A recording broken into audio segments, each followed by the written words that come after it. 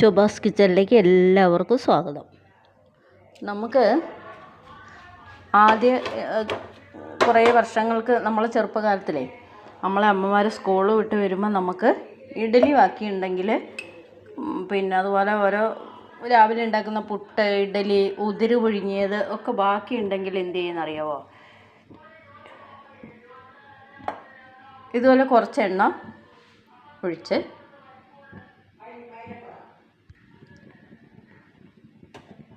അപ്പോൾ നമ്മൾ കുറച്ച് കടുകിടാം.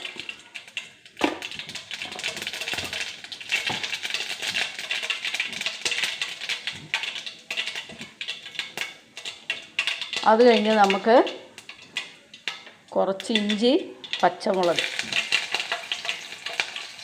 പിന്നെ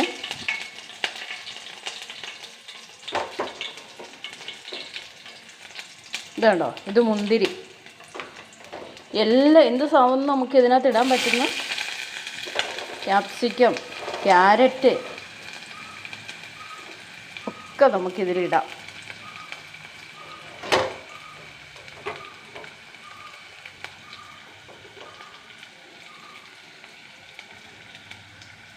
ഇത് നമുക്കൊന്ന് ഇളക്കാം.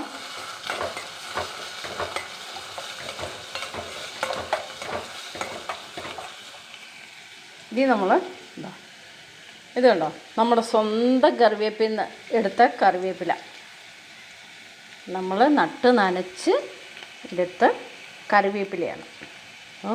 നോക്കണ്ടോ? അപ്പോൾ അതും ആണ് ഇടുന്നത്. അപ്പോൾ ഈ കറിവേപ്പില ഇട്ടാൽ നല്ല സ്വാദുമാണ്.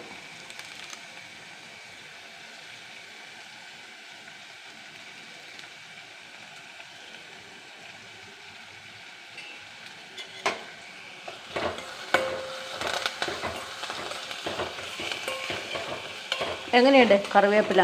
നല്ല സൂപ്പർ കറിവേപ്പിലല്ലേ? നമ്മുടെ തൊടിയിലുള്ളത് നമ്മൾ പറിച്ചെടുത്തതാണ്. അപ്പം അതിൻ്റെ ഒരു ടേസ്റ്റും വാടിയിട്ട് പോലും ഇല്ല ഒട്ടും. പറിക്കുക, നമ്മൾ കറിയിൽ ഉപയോഗിക്കുക. അതാണ് വീടിൻ്റെ മുറ്റത്ത് കറിവേപ്പില ഉണ്ടെങ്കിൽ കടയിൽ നിന്നൊക്കെ മേടിക്കുന്നതിനേക്കാളും എത്രയോ നല്ല. ഒരു കതർ പോലും ഇടണ്ട, നമ്മുടെ സ്വന്തമാണെങ്കിൽ ഇത്തിരി ഇട്ടാൽ മതി.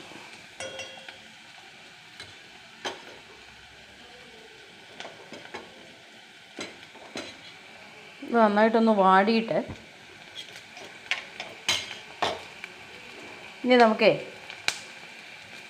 ഇത് മുന്തിരി ചെറിയ കഷ്ണമാക്കി വെച്ചതാണ്. ചെറിയ ചെറിയ പീസാക്കി മുന്തിരി ഇട്ടത്.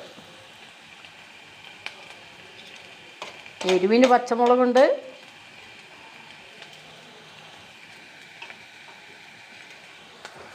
നമ്മൾ ഇങ്ങനെ വരുമ്പോഴേ വിശന്നായിരിക്കുമല്ലോ നമ്മൾ ഇങ്ങനെ സ്കൂളിലൊക്കെ പോയിട്ട് വരുമ്പോഴേ. അപ്പോൾ ഇങ്ങനെ അമ്മ ഇങ്ങനെ ഉള്ളിയൊക്കെ അരിഞ്ഞ് കറിവേപ്പിലയൊക്കെ നമ്മുടെ തൊടിയിൽ തന്നെ ഉണ്ടല്ലോ, അതൊക്കെ എടുത്ത് നമ്മളങ്ങനെ ചെയ്ത് കഴിഞ്ഞിട്ട് ഇഡലിയാണെങ്കിൽ ഇഡലി, അല്ലെങ്കിൽ കൊഴുക്കട്ടയായിരിക്കും. അപ്പോൾ അത് നമ്മൾ ഇന്ന് എടുക്കാൻ പോണത് പുട്ടാണ്. കണ്ടോ, ഈ പുട്ട് പൊടിച്ചിട്ട് നമ്മൾ അതിലേക്ക് ഇടും. അതിൻ്റെ ഒരു സ്വാദ് എന്താണെന്നറിയാം, നല്ല സൂപ്പർ സ്വാദാണ് അതിന്. നന്നായിട്ട് ഉള്ളി വാടണം. ഇനി നമ്മൾ ഈ വാട്ടാൻ വെച്ച ഉള്ളിക്കകത്ത് ക്യാപ്സിക്കം ഇടാം. അതുപോലെ തന്നെ പച്ച ഗ്രീൻ പീസ് ഇടാം. ഇതിനി പൊടിക്കണം. നമ്മൾ കൈ കൊണ്ട് നല്ലോണം പൊടിച്ചെടുത്തിട്ട് ഇതിലേക്ക് ഇടാം. എന്നിട്ട് നമ്മളതൊരു ചായക്ക്. അപ്പോൾ ഇങ്ങനെയൊക്കെ നിങ്ങൾ ഉണ്ടാക്കണം കേട്ടോ. എടുക്കുന്ന സാധനങ്ങൾ കുറേ ആൾക്കാരുണ്ട്, ബാക്കി വരുന്ന പുട്ടായാലും ഇഡ്ഡലി ആയാലും എല്ലാം വേസ്റ്റിൽ കൊണ്ടുപോയിടുന്ന ആൾക്കാരുണ്ട്. അതൊക്കെ കാണുമ്പോൾ നമുക്ക് സങ്കടം തോന്നും. എത്രയോ ആൾക്കാർ നമ്മുടെ ഈ രാജ്യത്ത് തന്നെ, നമ്മുടെ ഈ കൊച്ചു രാജ്യത്തിൽ ഒരുപാട് ആൾക്കാർ ഭക്ഷണം കിട്ടാതെ കഴിയുന്നുണ്ട്. പണ്ട് ഭക്ഷണം കിട്ടാത്ത ഒരാളെ, ഭക്ഷണം വിശന്ന് വലഞ്ഞു വന്നിട്ട് ഒരാൾ ഭക്ഷണം എടുത്ത് കഴിച്ചതിന് അയാളെ തല്ലിക്കൊന്ന കാലമാണ്. കഴിഞ്ഞ കാലങ്ങൾ തല്ലിക്കൊന്നിട്ടുണ്ട് ഒരാളെ. ഭക്ഷണം എടുത്തതിന് വിശന്ന് വലഞ്ഞു വന്ന ഒരു ഭക്ഷണം, എന്തോ ഒരു ഇച്ചിരി ഭക്ഷണം എടുത്ത് കഴിച്ചതിന് അവരെ തല്ലിക്കൊന്നു. പക്ഷേ ഇന്ന് അങ്ങനെയല്ല. ഇന്ന് റോഡ് സൈഡിലുള്ളവർക്കും ഭക്ഷണം കൊണ്ട് കൊടുക്കുന്ന ഒരു കാര്യം. അന്ന് തല്ലിക്കൊന്നു, അത് നമുക്ക് ഓർമ്മയുണ്ട്. ഇന്ന് റോഡ് സൈഡിലിരിക്കുന്നവർക്ക് ഭക്ഷണം വേണോ എന്ന് ചോദിച്ചിട്ട്, വിശക്കുന്നുണ്ടോ എന്ന് ചോദിച്ചിട്ട് സംഘടനകളായാലും ആൾക്കാരായാലും കൊണ്ടു കൊടുക്കുന്നു. വർഷങ്ങൾക്ക് മുമ്പ് ഒരാൾ വിശന്ന് വലഞ്ഞു വന്നൊരു ഭക്ഷണം എവിടുന്നോ എടുത്ത് കഴിച്ച് ഭക്ഷണം മോഷ്ടിച്ചു എന്ന് പറഞ്ഞിട്ട് അവരെ തല്ലിക്കൊന്നൊരു ഇത് നമ്മൾ പേപ്പറിലൊക്കെ വായിച്ചിട്ടുണ്ട്. ഇന്നിപ്പോൾ ഭക്ഷണം വേണമെന്ന് ചോദിച്ചെടുക്കണം. എന്നാലും ഇതെല്ലാം ജനങ്ങൾ ചെയ്താലും പട്ടിണിയുള്ള ആൾക്കാർ ഇപ്പോഴുമുണ്ട്. വിശന്ന് വലയുന്ന ആൾക്കാർ, കുഞ്ഞുങ്ങളും വലിയ ആൾക്കാരും അസുഖം പിടിച്ച് വീടുകളിൽ നിവൃത്തിയില്ലാതെ കിടക്കുന്നവരും ഒക്കെ ഉണ്ട്. അതുകൊണ്ട് നമ്മൾ ഭക്ഷണം ബഹുമാനത്തോടെയും സ്നേഹത്തോടെയും ഭക്ഷണം കഴിക്കുമ്പോഴും കൊടുക്കുമ്പോഴും, നമ്മൾ ഒരാൾക്ക് ഒരു നേരത്തെ ഭക്ഷണം കൊടുക്കുമ്പോഴും സ്നേഹത്തോടെയും ബഹുമാനത്തോടെയും സന്തോഷത്തോടെയും മനസ്സ് നിറഞ്ഞ് അവർക്കത് കൊടുക്കുക. അല്ലാതെ അത് വേസ്റ്റ് കൊട്ടയിലിട്ട് കളഞ്ഞിട്ട് കാര്യമില്ല. അപ്പോൾ ഞാൻ ഈ പുട്ട് പൊടിച്ചെടുക്കട്ടെ. ഞാൻ ആ പുട്ട് പൊടിച്ചെടുത്തു കേട്ടോ. പക്ഷെ ഞാനത് കൈ കൊണ്ട് തന്നെയാണ് പൊടിച്ചെടുത്തത്. അല്ലാതെ കോർക്ക് കൊണ്ടോ സ്പൂണും കൊണ്ടോ ഒന്നും പൊടിച്ചാലും പൊടിയൂല. അത് നമ്മൾ കൈ കൊണ്ട് തന്നെ പൊടിക്കണം, അല്ലെങ്കിൽ മിക്സിയിലിട്ട് പൊടിക്കണം. ഞാനിപ്പോൾ അത് കൈ കൊണ്ടാണ് പൊടിച്ചത്. ഇനി നമുക്ക് ഇതൊന്ന് നോക്കാം.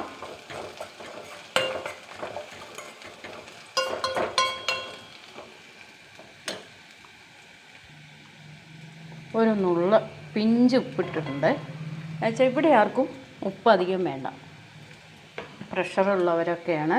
അപ്പോൾ പ്രഷറൊക്കെ ഉള്ളവരായതുകൊണ്ട് നമ്മളധികം ഉപ്പൊന്നും ചേർക്കുന്നില്ല. പുട്ടിന് തന്നെ ഉപ്പുണ്ട്, ആ ഉപ്പ് തന്നെ മതി. പിന്നെ ഉള്ളിക്കൊന്ന് ഉപ്പ് പിടിക്കാൻ വേണ്ടിയാണ് ഒരു നുള്ളു ഉപ്പിട്ടത്.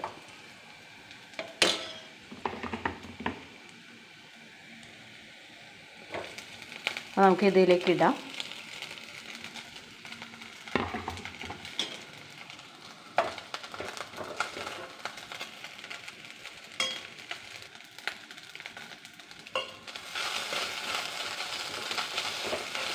ഇനി ഇത് നല്ലപോലെ ഇളക്കി എടുക്കാം.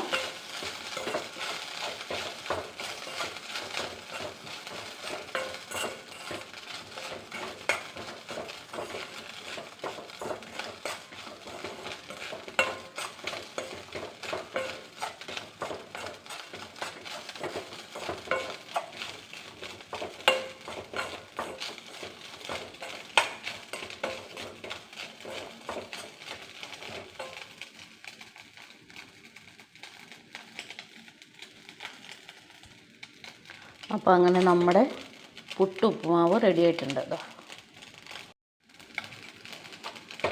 അപ്പോൾ നമ്മുടെ പുട്ടുപ്പുമാവ് റെഡി ആയിട്ടുണ്ട്.